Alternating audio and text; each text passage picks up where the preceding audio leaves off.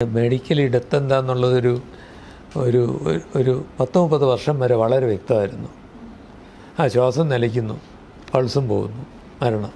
പക്ഷേ ഇപ്പോൾ അത് ഇച്ചിരി കോംപ്ലിക്കേറ്റഡായി. ബ്രെയിൻ ഡെത്ത് എന്നുള്ള കോൺസെപ്റ്റ് വന്നപ്പോൾ ബ്രെയിൻ ഡെത്തിൽ തലച്ചോറിൻ്റെ ഈ താഴെ അറ്റത്തെ ഭാഗം മാത്രം പ്രവർത്തിക്കുന്നു, വേറെ ഒരു കോൺഷ്യസ്നെസ്സിൻ്റെ സൈനും ഇല്ല. അവിടെ ശ്വാസം കൃത്യമായിട്ട് കൊടുത്തുകൊണ്ടിരുന്ന ഹാർട്ട് ബീറ്റ് ചെയ്തുകൊണ്ടിരിക്കും കുറേ കാലം കൂടെ. It's brain death.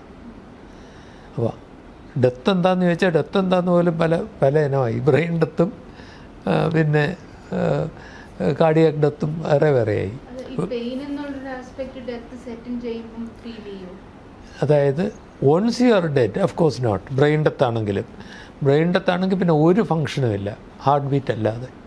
അപ്പോൾ ആർട്ടിഫിഷ്യലായിട്ട് വെൻറ്റിലേറ്ററിൽ ഇട്ടാൽ ഹാർട്ട് കുറച്ചുകൂടെ ബീറ്റ് ചെയ്തുകൊണ്ടിരിക്കും. ആ സമയം കൊണ്ടാണ് ഓർഗൻസൊക്കെ ഹാർവെസ്റ്റ് ചെയ്ത് ട്രാൻസ്പ്ലാന്റേഷൻ ചെയ്ത്.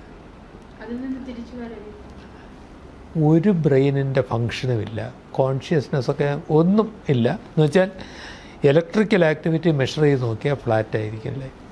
പിന്നെ മണ്ടൻ ചോദ്യമാണ്, പക്ഷേ എന്നാലും ആ സമയം വരെ നമ്മുടെയൊക്കെ മൈൻഡ് പ്രവർത്തിക്കുന്നുണ്ടാവില്ല. ഒരു ലാർജ് പെർസെൻറ്റേജ് ഓഫ് ആൾക്കാർ ഡെലിറിയത്തിൽ പോവും, കുറേ അധികം പേര്. അത് നമുക്ക് പെർസെൻറ്റേജ് കുറയ്ക്കാം വിത്ത് പ്രോപ്പർ കെയർ എന്നുള്ളതേ ഉള്ളൂ.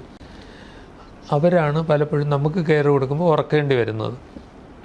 അല്ലാത്തവർ ഫൈനൽ മിനിറ്റ്സ് വരെ കോൺഷ്യസ് ആയിട്ടിരിക്കുന്നവരുണ്ട്.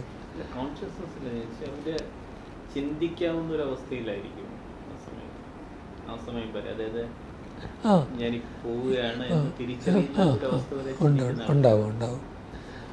ഫൈനൽ മിനിറ്റ് അല്ല, ബ്രെയിൻ ഡെത്തുമായിട്ട് ഒരു മത്സരമല്ല, ഇതല്ലാത്ത ഒരു ഡെത്തിൽ. പക്ഷേ അത് ഫൈനൽ മൊമെൻറ്റ്സിൽ അത് പറയുന്ന ആളും അൺകോൺഷ്യസ് ആവും, ജോ ബ്രീതിങ് വരും, അങ്ങനെ പോകും.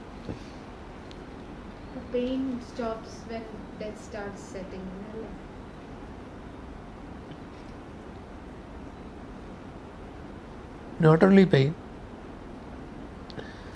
all sensations, all cognition, ചിന്തിക്കൽ, അതെല്ലാം പോകുമെന്ന് നമ്മൾ വിചാരിക്കുന്നു.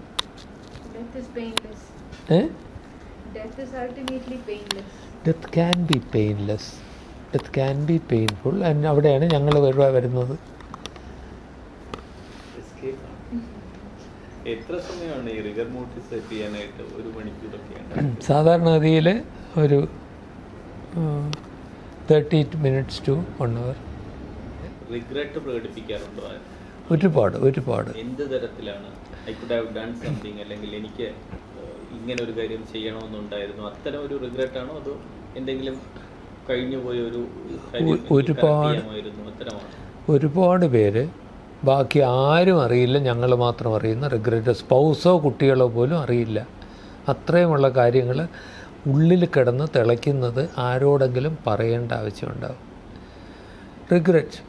എന്നാലും എൻ്റെ അന്ന് പഠിക്കാൻ പറ്റിയെങ്കിൽ എൻ്റെ പിള്ളേരെ കുറച്ചുകൂടെ നന്നായിട്ട്, ദാറ്റ് കൈൻഡ് ഓഫ് തിങ്. ഒരു ഫിഷർമാൻ ഉണ്ടായിരുന്നു, അയാൾക്ക് ഭയങ്കര കഠിന വേദന.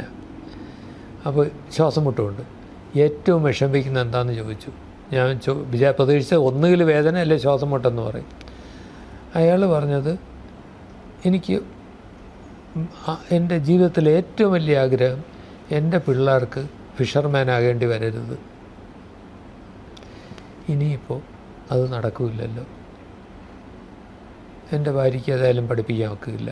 ഞങ്ങളുടെ ഒരു എഡ്യൂക്കേഷണൽ സപ്പോർട്ട് പ്രോഗ്രാം ഉള്ളതുകൊണ്ട് ഞങ്ങൾക്കത് പ്രോമിസ് ചെയ്യാൻ പറ്റി. അതുപോലെ റിലേഷൻഷിപ്സ്. 6 വർഷമായി അവൻ്റെ അടുത്ത് സംസാരിച്ചിട്ട്, അനിയനുമായിട്ട് പ്രോപ്പർട്ടി കാര്യത്തിന് മുടക്കിയിട്ട് 6 വർഷമായി. അവന് ദേഷ്യമാണ് എൻ്റെ അടുത്ത്. ഒരു ഫോൺ കോൾ കഴിക്കും, പലപ്പോഴും രണ്ടുപേരും കൂടെ വരും, കെട്ടിപ്പിടിക്കും, കരയും, തീരും. അപ്പോൾ ഇങ്ങനെ പല റിഗ്രറ്റ്സും ഉണ്ടാവും. ചിലത് ഗിൽറ്റ് പുറത്ത് വരുന്നതാണ്. അത് ഷെയർ ചെയ്യുക എന്നുള്ളതിനപ്പുറം ഒന്നും ചെയ്യാനില്ല. ഞാനിങ്ങനെയൊക്കെ ചെയ്തിട്ടുണ്ട്, ആർക്കും അറിഞ്ഞുകൂടാ.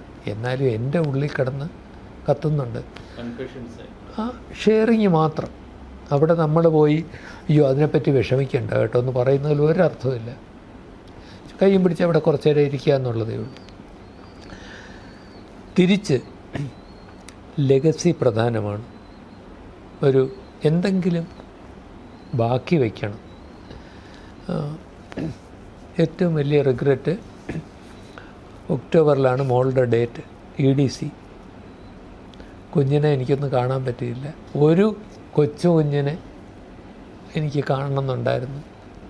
എങ്ങനെയെങ്കിലും ഒക്ടോബർ വരെ ജീവിച്ചിരിക്കാനൊക്കെ. അവിടെ എന്ത് ചെയ്യാനാ, ഞങ്ങൾ വോയിസ് റെക്കോർഡിങ് ചെയ്യിച്ചു. ഒരു series of messages to the child. കുട്ടിക്ക് അറിയുന്ന പ്രായം വരുമ്പോൾ അമ്മൂമ്മയുടെ എന്തുമാത്രം ജനിക്കാത്ത കുഞ്ഞിൻ്റെ അടുത്ത് അമ്മയ്ക്ക് സ്നേഹമുണ്ടെന്നുള്ള മെസ്സേജസ്. അതുകൊണ്ടായോ, കുറേയൊക്കെ ആയി. കുറച്ച് ആശ്വാസം. അവർക്ക് എന്ത് എന്തൂസിയാസമായിരുന്നു മെസ്സേജസ് ഉണ്ടാക്കാൻ. അപ്പോൾ ഓരോരുത്തരുടെയും വളരെ വ്യത്യസ്തമായിരിക്കാം കണക്ഷൻസ്. ചിലപ്പോൾ വളരെ എളുപ്പത്തിൽ പരിഹരിക്കാനൊക്കെ. മോളുടെ കല്യാണം അത് മാർച്ചിലത്തേക്കാണ് വെച്ചേക്കുന്നത്. പെട്ടെന്നൊരു ചർച്ചയൊക്കെ ഉണ്ടായി. അടുത്ത ആഴ്ച കല്യാണം നടത്താൻ തീരുമാനിച്ചു. ചെറുക്കൻ വീട്ടുകാർ സമ്മതിച്ചു. ഇവിടുന്ന് പോയി കല്യാണം അറ്റൻഡ് ചെയ്തിട്ട് വന്നു. അയാൾക്കത് വളരെ പ്രധാനമായിരുന്നു. അപ്പോൾ ചെയ്യാനൊക്കുന്നതുണ്ടാവും. ഇല്ലാത്തപ്പോൾ ആ റിഗ്രറ്റ് കേൾക്കുകയും അവരുടെ കൂടെ തനിച്ചല്ല ഒരാളും ഉണ്ട്, സ്നേഹമുള്ള ഒരാളുണ്ട് എന്നുള്ളത് കൺവേ ചെയ്യാനുണ്ടാവുള്ളൂ. ഇദ്ദേഹത്തിനെ ഫേസ് ചെയ്യുന്ന കാര്യത്തിൽ ഡോക്ടർ കണ്ടിട്ടുള്ള ഏറ്റവും മെമ്മറബിൾ ആയിട്ടുള്ള ഒരു നറേറ്റീവ്, ഒരു വ്യക്തിയോ അങ്ങനെ എന്തെങ്കിലും? പോസിറ്റീവ് ആണോ നെഗറ്റീവ് ആണോ?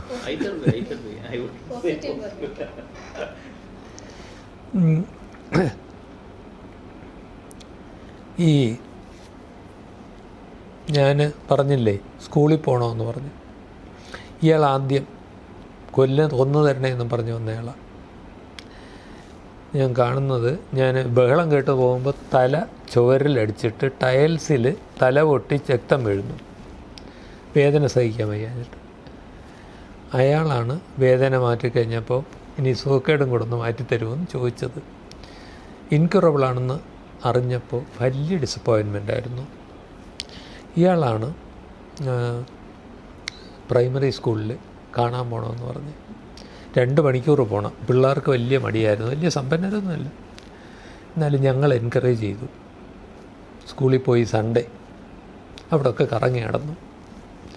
മറ്റേ ഈ കുന്നുംപുറത്ത് ഈ കുന്നിൻ്റെ മുകളിൽ ഞങ്ങൾ കയറുമായിരുന്നു. വെള്ളിയാഴ്ച കൂടുതൽ സമയമുണ്ടല്ലോ, ബ്രേക്ക്. അപ്പം ഞങ്ങൾ ഈ കുന്നുംപുറത്ത് കയറുമായിരുന്നു.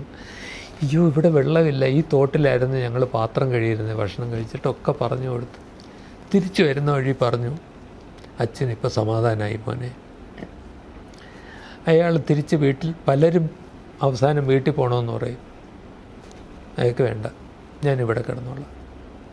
അയാൾ സാവകാശം ഒരു ബോധരഹിതനായി സമാധാനമായിട്ട് ഒരു പീസ്ഫുൾ ഡെത്തായിരുന്നു അവിടെ. പക്ഷേ കുറേ ഇൻ്റർവെൻഷൻസ് വേണ്ടി വന്നു എന്നുള്ളത് വേറൊരു കാര്യം. അപ്പോൾ അവിടെ വന്നത് ഫിസിക്കലായിട്ടുള്ള കാര്യം നോക്കാൻ പറ്റി, എമോഷണലായിട്ടുള്ള കാര്യങ്ങൾ നോക്കാൻ പറ്റി. അയാളുടെ ആഗ്രഹങ്ങളും നീഡ്സും മക്കൾ കൂടെ ഉണ്ടായിരുന്നു, ആ കണക്ഷൻ ഉണ്ടായിരുന്നു.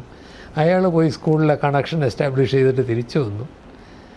അതൊക്കെ ഒരുതരം സ്പിരിച്വൽ സപ്പോർട്ടായിരുന്നു എന്ന് ഞാൻ വിശ്വസിക്കുന്നു. അതൊരു നല്ല മരണമായിരുന്നു. ബന്ധുക്കളും ഒക്കെ അടുത്തുള്ളവരുടെ ഒരു കാര്യമാണ്. ആരുമില്ലാതെ ഏകാന്തമായിട്ട് വരുന്ന ആണോ പെണ്ണോ വരുന്നവരുണ്ടാവും. ഇത് ഇങ്ങനെ ഉണ്ടാവരുടെ ഒരു അന്ത്യ നിമിഷങ്ങളും അതൊക്കെ എങ്ങനെയായിരിക്കും? ഈ കോവിഡ് കാലത്ത് ഒരു യൂറോപ്യൻ മനുഷ്യനുണ്ടായിരുന്നു ഇവിടെ. അയാൾ ഒരു കോവളത്ത് ഒരു സുഹൃത്തുമായിട്ട് താമസിക്കുകയായിരുന്നു. കോവിഡൊക്കെ വന്നപ്പോൾ അയാൾ സുഹൃത്തങ്ങ് പോയി, ലോക്ക്ഡൗണായി. അവിടെ കിടന്ന് നരകച്ച് കിടന്നു, പുഴുവരിച്ച് കിടന്നു. എങ്ങനെയോ ആരൊക്കെ ഇൻവോൾവ് ചെയ്ത് ഒരു പ്രൈവറ്റ് ആശുപത്രിയിലാക്കി.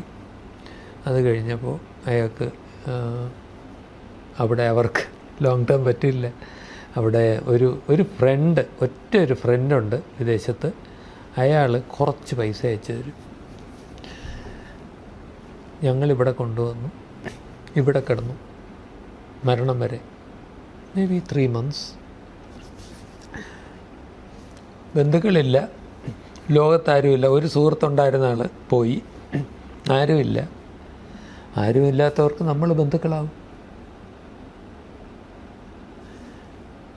നമ്മുടെ പരിമിതിക്കുള്ളിൽ he was treated with affection. ഇവിടെ എല്ലാവരും കൂടെ ഫോട്ടോ ഒക്കെ എടുത്ത് വെച്ചിട്ടുണ്ട്. മറ്റേ വിഷുവിന് കണി കാണുന്നത്, അങ്ങനെ കാര്യങ്ങളൊക്കെ സംസാരിക്കും. ചിലരുമായിട്ട് കൂടുതൽ അടുപ്പമുണ്ട്. വല്ലപ്പോഴും ഒരു മോണോസിലബിളേ പറയുള്ളൂ. But he became his family. നേരത്തെ പറഞ്ഞതിൽ നെഗറ്റീവായ എക്സ്പീരിയൻസ് ഉണ്ടെന്ന് പറഞ്ഞില്ല, അത് എന്ത് തരം എക്സ്പീരിയൻസ് ആണ്? ഒരാൾ വിസമ്മതിക്കുന്നതാണോ? അത് ഞാൻ നേരത്തെ ഒരു ദൈവത്തിനെ കാണുമ്പോൾ അത് പറഞ്ഞില്ലേ, ആ മനുഷ്യന് ശ്വാസം മുട്ടായിരുന്നു. ഒരു വേദനയെക്കാളും ചിലപ്പോൾ ക്രൂരമായിരിക്കും ശ്വാസം കിട്ടാത്ത ഫീലിംഗ്. എന്ത് ഡ്രെഡ്ഫുൾ വേദന. അപ്പോൾ ഇത്തരം ശ്വാസം മുട്ട്, മറ്റേ സാധാരണ ആശുപത്രിയിൽ പലപ്പോഴും അതിന് ചികിത്സ ട്യൂബിട്ട് വെൻറ്റിലേറ്റ് ചെയ്യുക. പക്ഷേ ഇവിടെ ആ ശ്വാസം മുട്ട സെൻസേഷൻ പോകണമെങ്കിൽ ഞങ്ങൾ കൊടുക്കുന്ന മരുന്നുകൾ കുറച്ച് ഉറക്കം ഉണ്ടാക്കും. ആ മനുഷ്യന് അത് കൊടുക്കാൻ ബന്ധുക്കൾ സമ്മതിക്കില്ല, അയാൾക്ക് വേണം. ലീഗലി അയാളുടെ വിശ്വാസമാണ്. അത് ലീഗലിയും പറഞ്ഞുകൊണ്ടിരുന്നാൽ മതി, വല്ല നടപ്പുമുണ്ടോ? അപ്പം ഞങ്ങൾ പറഞ്ഞു, ഒരു കാര്യം ചെയ്യ്, നിങ്ങളുടെ മതപണ്ഡിതന്മാരുണ്ടല്ലോ, അങ്ങനെ ഒരാളിനെ നമുക്ക് സംസാരിക്കാം, കാര്യം പറഞ്ഞ് മനസ്സിലാക്കാം, അവരെന്ത് പറയുമെന്ന് നോക്കാം. എന്ത് പറയുമെന്ന് ഒരു പിടിയില്ലായിരുന്നു. ഇവർ വിളിച്ച് ഫോണിൽ തന്നു. അദ്ദേഹം ഏതോ ഒരു പ്രഭാഷണത്തിന് പോകുന്ന സമയത്ത് അദ്ദേഹം പെട്ടെന്ന് പറഞ്ഞു പറ്റില്ല എന്ന്. ഈ മക്കൾ പോയി, അയാളെ പോയി കണ്ടു. പിന്നീട് കാര്യമൊക്കെ മനസ്സിലാക്കി കഴിഞ്ഞപ്പോൾ അങ്ങേര് പറഞ്ഞു, ശരി എന്നാ കൊടുത്തോ എന്ന് പറഞ്ഞു. പക്ഷേ ഇവിടെ വന്നപ്പോൾ ഭാര്യ സമ്മതിക്കില്ല.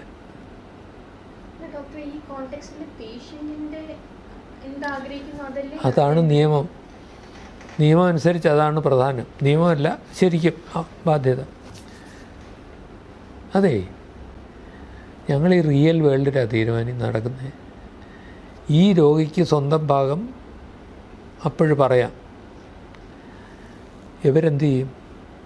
ഞങ്ങൾ അച്ഛൻ്റെ സ്വർഗത്തിലേക്കുള്ള പാസേജ് ബ്ലോക്ക് ചെയ്താൽ നമ്മളെന്ത് ചെയ്യും? ഞങ്ങളെന്ത് ചെയ്യും? അതായത് നമ്മുടെ ആ ഇൻഡിവിജ്വൽ ഓട്ടോണമിക്ക് നമ്മുടെ നാട്ടിൽ ലീഗലായിട്ട് വാലിഡ് ഉണ്ടെങ്കിലും പ്രാക്ടിക്കലി കളക്റ്റീവ് ഓട്ടോണമിയാണ് കൂടുതൽ പ്രിവലൻറ്റ്. ഫാമിലി ഒന്നിച്ച് നിൽക്കുന്ന കാര്യം അനുസരിച്ച് നമുക്ക് പോകാൻ ഒക്കൂ. ഞങ്ങൾ നിയമം പറഞ്ഞ് ഇത് അദ്ദേഹത്തിൻ്റെ അവസാനമാണ്, നിങ്ങളെല്ലാം പുറത്ത് നിൽക്ക്, ഞാനിതാ കൊടുക്കാൻ പോകുന്നു എന്ന് പറഞ്ഞാൽ, ഡോക്ടറെ ചികിത്സിച്ചത് മതി, ഞങ്ങൾ വേറെ ആശുപത്രി കൊണ്ടുപോക്കളാം, മനുഷ്യത്വമുള്ള കാര്യങ്ങൾ കാണും. അവർ കൊണ്ടുപോയില്ലേ, അവരവിടെ കിടന്നു തരുമോ? It will not work. ഞാൻ റിസ്ക് എടുത്ത് ഞാനിതാണ് അദ്ദേഹത്തിന് വേണ്ടത്, ഇതാണ് എൻ്റെ ചുമതല, ഞാൻ ചെയ്യാം എന്ന് പറഞ്ഞാലും ഇവരല്ലേ കൊണ്ടുവരുന്നത്, കൂടെ ഉള്ളവർ, അവരവിടെ കിടന്നു തരുമോ അതിന്? It won't work. ആ വ്യക്തിക്ക് ശബ്ദമുയർത്തി സംസാരിക്കാൻ കഴിയാത്ത ഒരു സ്ഥിതി വരുമ്പോൾ ബന്ധുക്കളുടെ ഒന്നിച്ചുള്ള തീരുമാനമനുസരിച്ചേ കാര്യം നടക്കും. ഇല്ലെങ്കിൽ അവരപ്പോൾ കൊണ്ടുപോകും. പറഞ്ഞപ്പോൾ എന്തോ ഒരു ചോദ്യം അവിടെ ബാക്കി കിടപ്പുണ്ടായിരുന്നു. പകുതി പറഞ്ഞു. അല്ലല്ല, ഞാൻ മറ്റേ ആ മനുഷ്യൻ ഭാര്യയെ സമ്മതിച്ചില്ല. കഠിനമായ ശ്വാസം മുട്ട് അനുഭവിച്ച് മണിക്കൂറുകളുണ്ട് അനുഭവിച്ച് മരിച്ചു.